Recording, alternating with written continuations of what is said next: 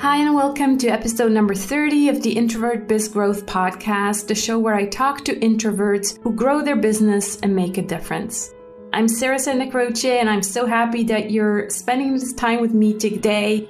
Again, already episode number 30. I can't believe how just time flew by. Even though I only record 2 episodes per month, it seems like time just flew by and we're already at episode 30. I'm really excited to share today's episode with you as I'm talking to my Canadian friend Angela Wills. And Angela's mission is to help women entrepreneurs use active and passive income to create total business and lifestyle freedom. Angela believes that in freedom comes the best creativity because you are completely unleashed to be who you want to be. She can be found sharing tips and advice on living the laptop lifestyle at www.laptoplifestyleblogger.com. Angela and I actually have quite a long history together. We both started our businesses back in 2007 as we both started as virtual assistants and kind of did some training together. We have a lot of common connections. And so it was really great to reconnect with Angela for this podcast, but also other things that we've done together. I've taken one of her courses about affiliate marketing. Very excited to share this conversation with you today. So here we go, on to the show.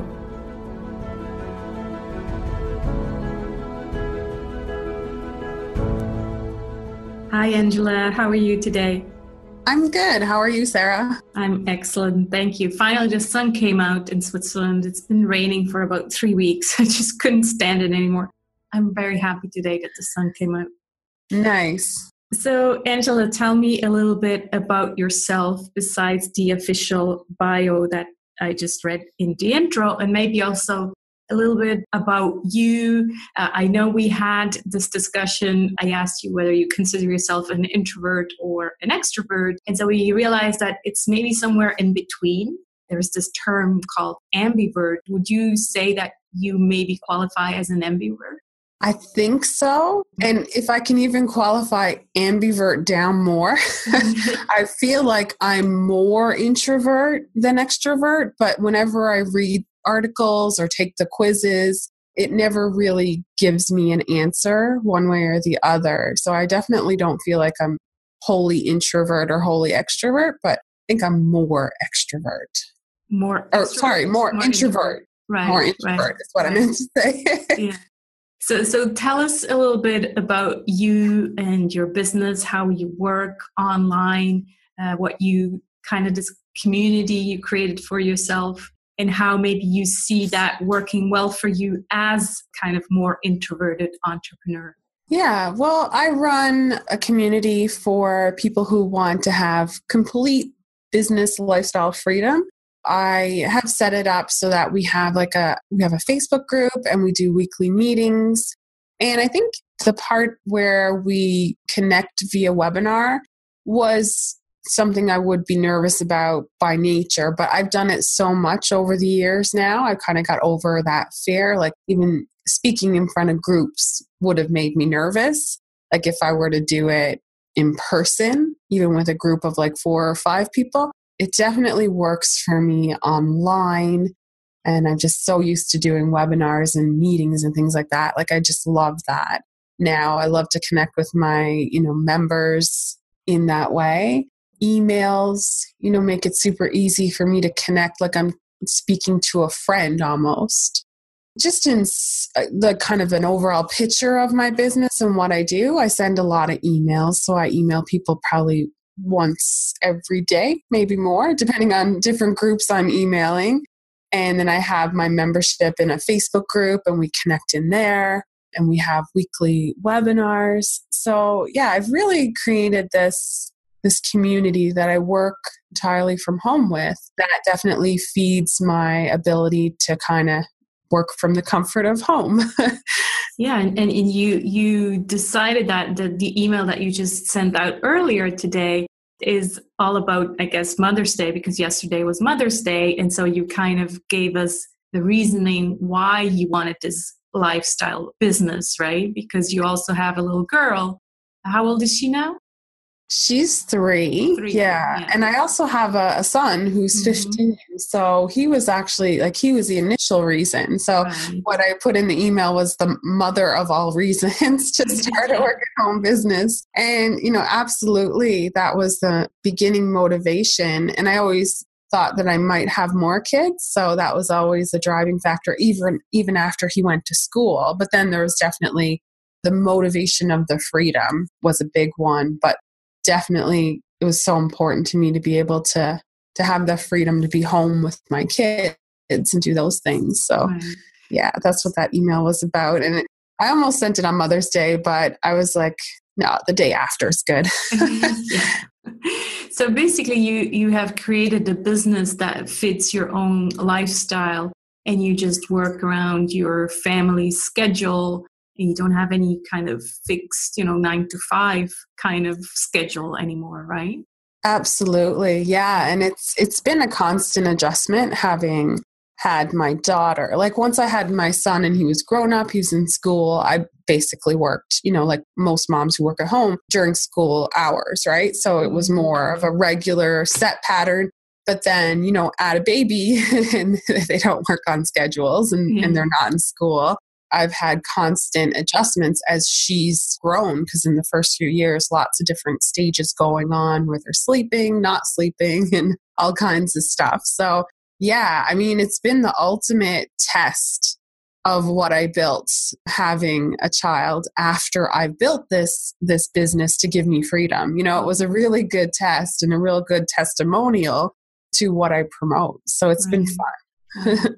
Well, I'm sure there's a lot of listeners who are wondering how you did that because, obviously it's probably a dream of many people to have that kind of lifestyle, whether it is moms or just guys as well. They just want to work from home or from wherever they are.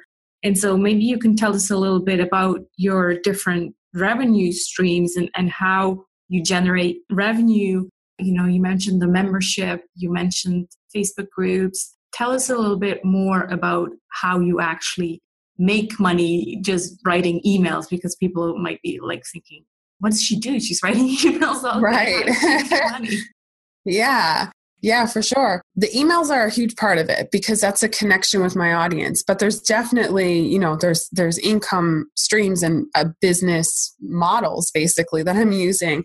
And so one is a membership site for sure. And, one of my favorite kind of incomes would be, I have a few, but recurring is a really good one. So every month members will pay me for delivering to them. What I deliver to them is a monthly challenge. So I've actually just switched it. I was doing coaching programs every month, some kind of training every month.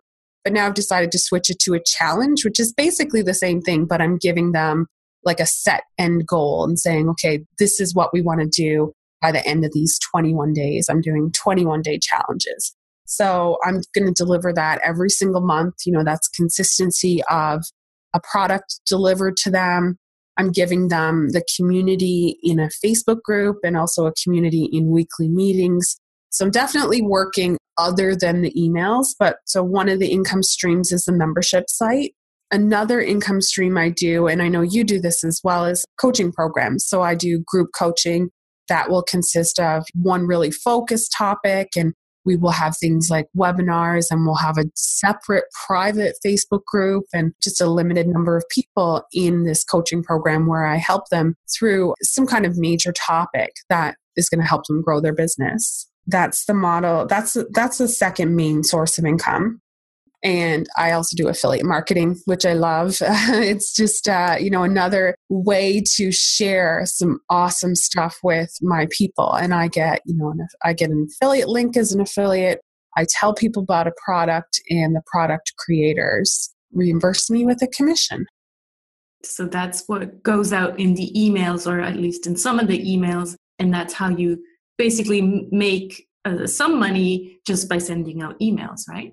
Exactly. So if people were sitting back saying, okay, well, still, how does that make money through emails? Like you did put it together into one summary. It is the links within those emails that go to, either my membership site and invite people to join, or my coaching programs, or some kind of, if I decide to make a little information product, all of those emails are sending people to stuff. I like to have my emails provide tons of value. I share what's going on in my life. I say why this works for me, how it's working for me, give tips and advice, and then I link to things that are relevant and that I think will really benefit anyone who's reading. So that's how it all ties together.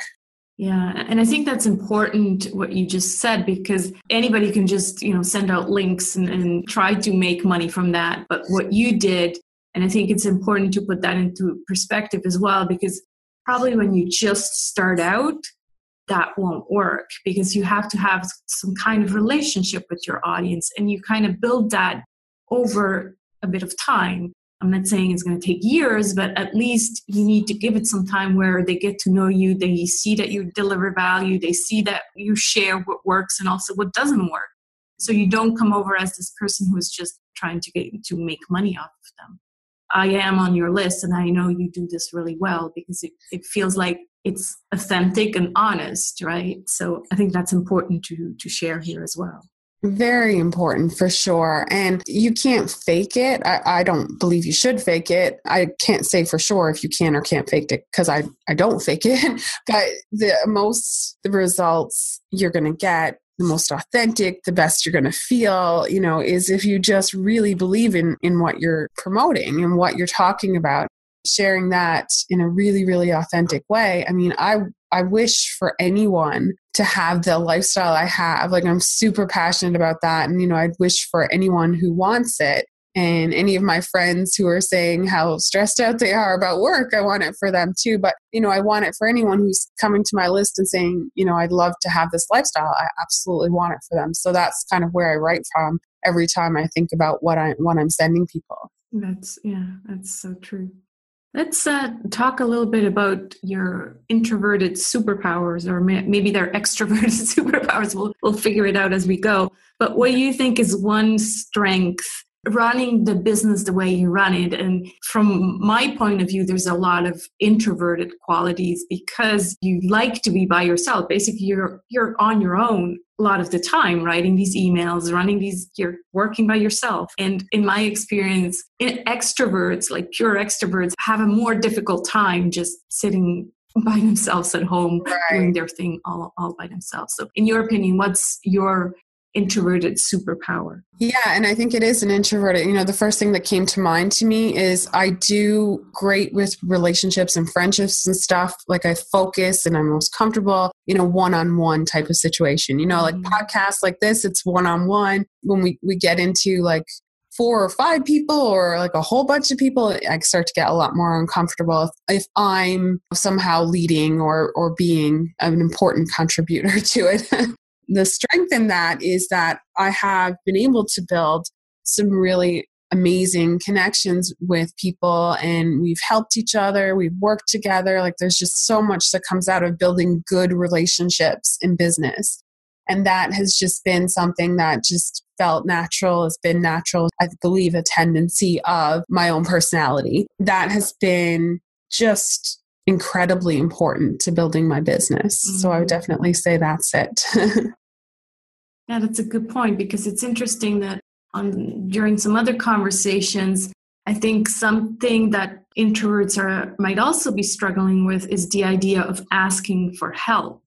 That's kind of an introverted trait as well, where you are saying almost the opposite, because you're like, well, I'm really good at focusing on building relationships one-on-one, and then we work with each other and collaborate. So it's kind of tough sometimes to ask for help, but if you just focus on the relationship and say, how can I help you? Then maybe the other person will, return the favor and say, hey, now it's my turn. How can I help you? So, absolutely. Yeah, so true.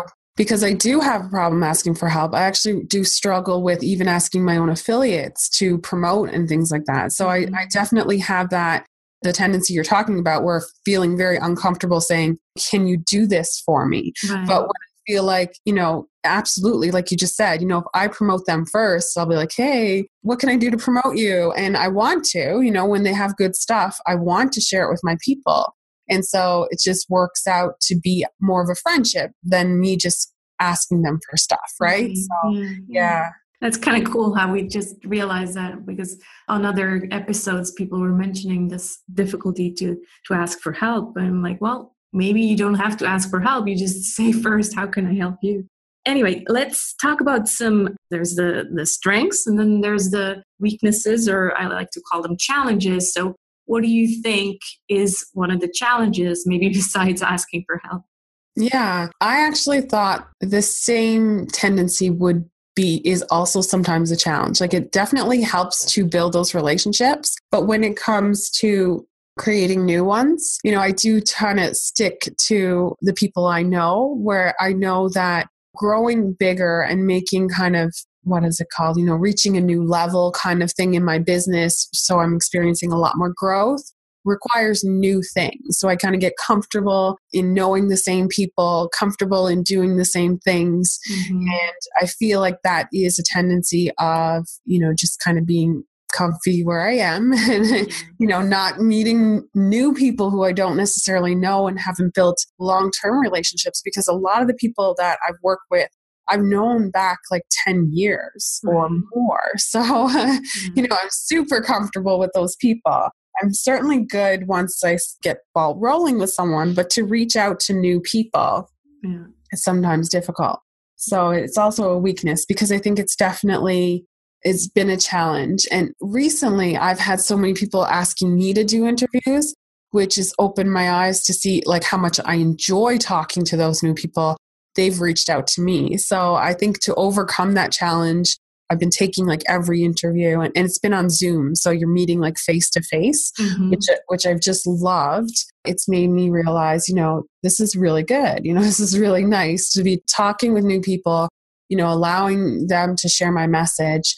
And so I'll be doing things like just seeking out those opportunities and putting information on my site and just letting people know that I am open to interviews and being part of more telesummits and things like that, to connect more and grow more.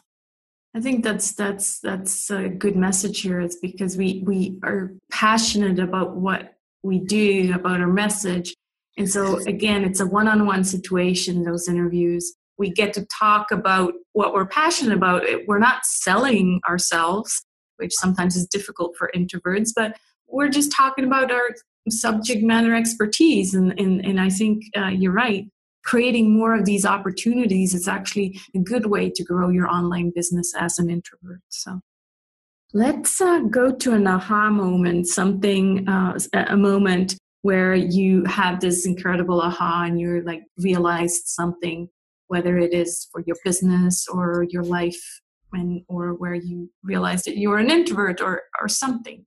A real significant moment. I'm not sure if it relates too much to an introvert, but there was a big one I thought of, and I'll see if maybe I have another one. But if you want one completely related to introvert, I'm not sure. But just in general, something that, Yeah, I have one that was really significant to me, and it's a while back. So I quit my job in 2007, and at the time when I quit it, I was working in a factory in an afternoon shift, and I was making about $3,000 a month. I actually have a diploma in chemical engineering technology, but it was like in between having decided I wanted a business and like having gone back to work to just kind of earn some money while I was trying to figure it all out. And so I was at this factory, and I finally quit to become a virtual assistant. And what happened was I wanted to replace that income, and I replaced it almost exactly with $3,000 per month.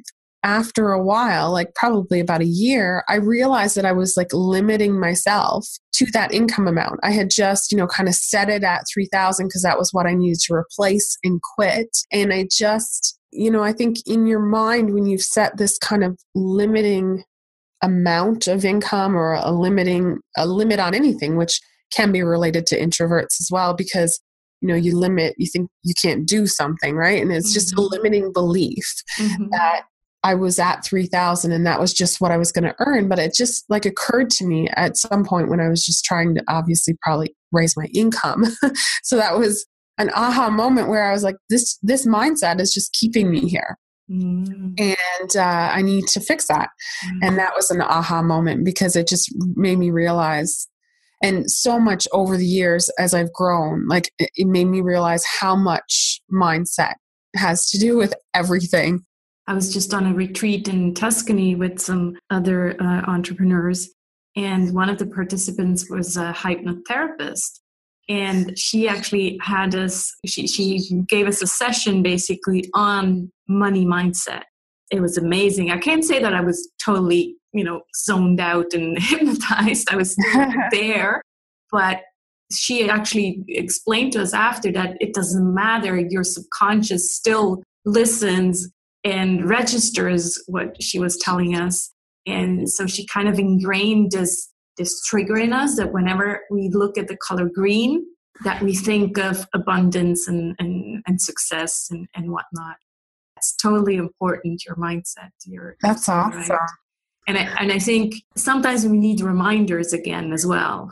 Yeah, we might have come over this one limiting belief, but then there's so many others. And it's good to remind ourselves all the time that we have to, because it's how we grew up as well, right? Maybe our parents told us you have to work really hard and that's how you're going to make money.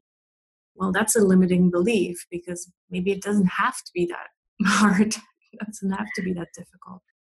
So, absolutely. Very powerful. Thanks for sharing that.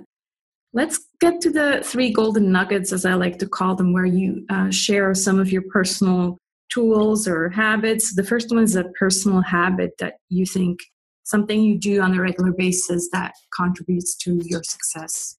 Well, I would have to say taking action. I'm definitely an action taker. If I have an idea, I used to be, and I've controlled myself. So again, like my greatest asset can be my greatest issue. It used to be that because I also know how to build WordPress websites, I'd get an idea for a new business, a new niche, a new something, and I'd have a website up before I could even, because it was just too exciting. And I was, shiny object syndrome all over the place. And I just didn't have that kind of controlled focus that I absolutely have now. And that's just business growth, right? I would just have things up and running in place to send people to. And I know that's a huge personal habit. That's a big asset because I have coached a lot of people who just taking action on that item that they really want to do. Mm-hmm. So I definitely consider that a really good personal habit.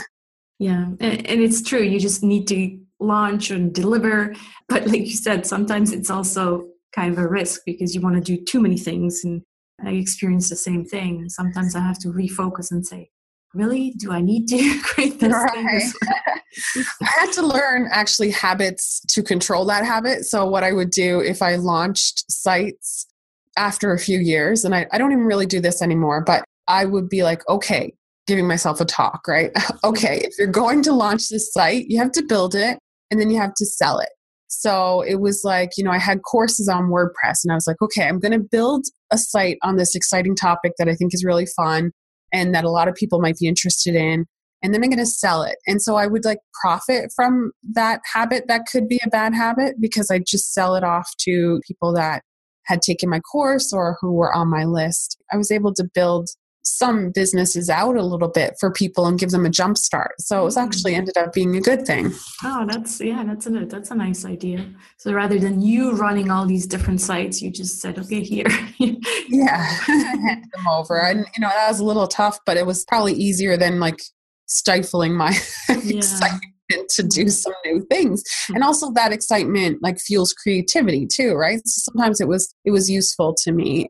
Yeah, I've just found ways around it. Always look for a way to make a negative into a positive, I guess. Right. Is the lesson in that. Excellent. What about an internet resource or some kind of online tool that you use every day?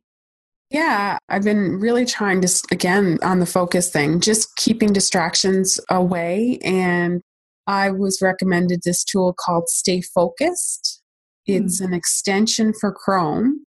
And I use that to block Facebook after an hour because I love Facebook and, I can get caught up in the rabbit holes and the extra posts in the feed.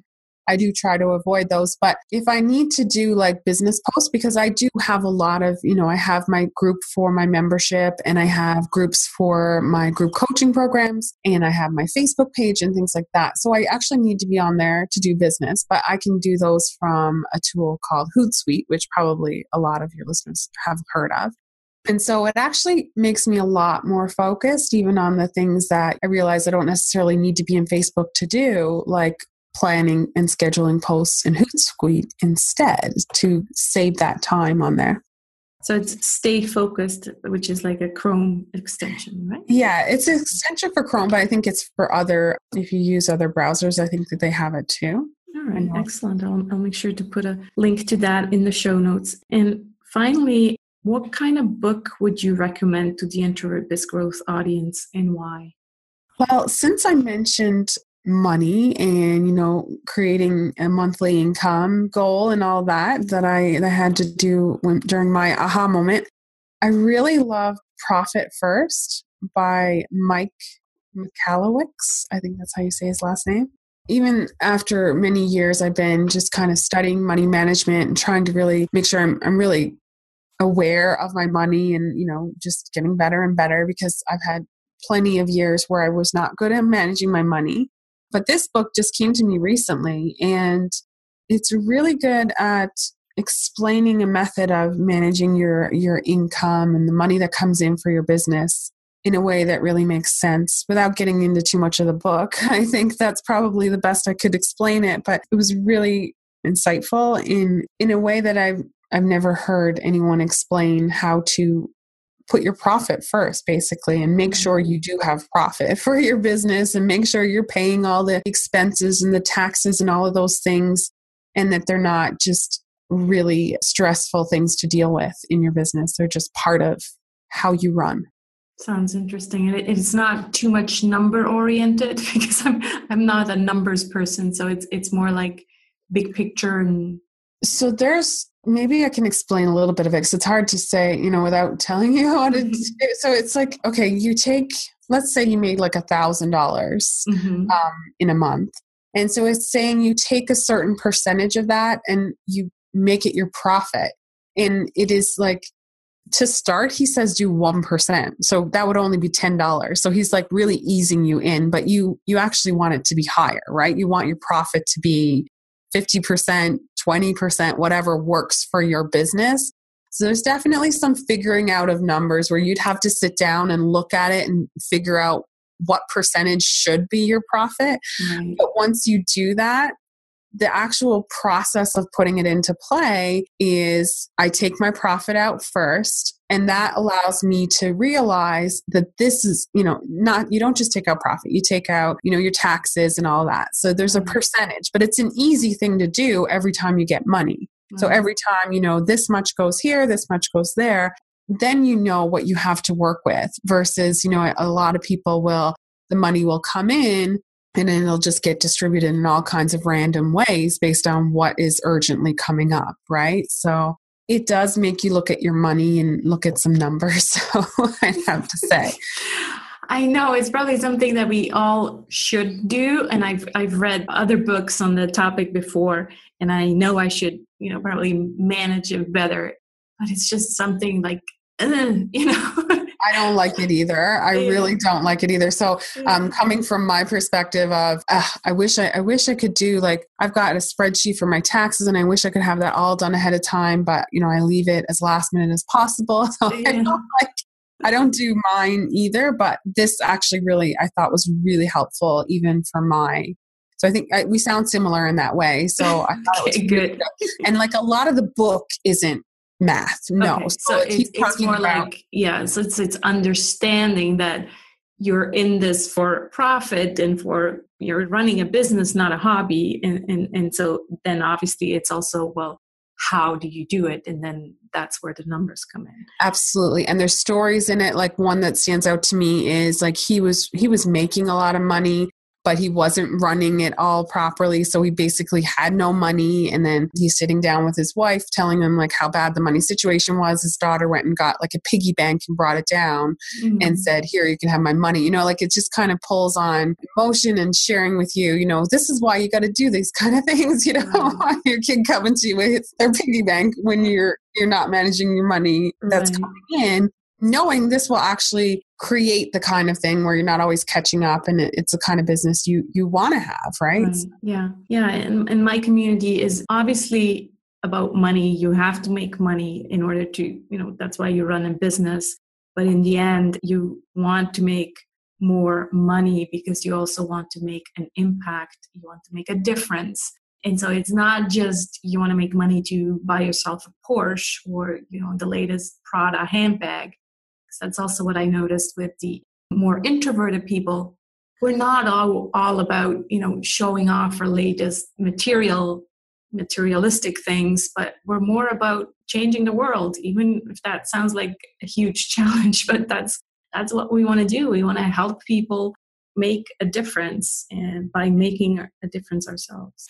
Yeah. And that's, I mean, even if the title of the book doesn't sound like that, it really isn't about jet setting and fancy things. It's about being able to really take care of yourself and your business. Sustainable business. Yeah. You can't help other people if you're always stressed out about your own income, right? Like you're in survival. I'm not saying that everybody, or even I was in survival mode, but the more you've got the comfort in that your business is running well and you know it can support you, and then you can help other people and do some incredible things, you know, grow your own business, get creative, have fun, help people. Yeah.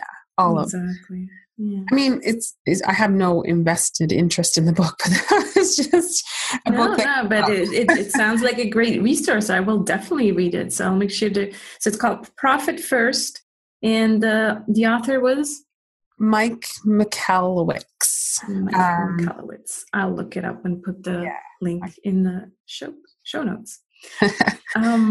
I always like to end the podcast interview with a mindful ending. So the question would be, what are you grateful for today or this week, this month? Definitely just the fact that I do have a lifestyle business. And I know, I mentioned that a couple times, but the email actually that I sent out that you mentioned was about kind of why I started my business. But at the top of that email, I mentioned my daughter is doing okay, because an email before that, I had mentioned that in 5 days, we'd gone to see 5 doctors with her. She's totally fine, but it was just how it went about, because I went into a couple of walk-ins, and then one of the doctors at a walk-in said if she throws up, take her to the hospital, which I did, and she was basically fine. But I took her because the other doctor had said so. But it was 5 days of like doctors and then the hospital and then back after the hospital for a follow-up.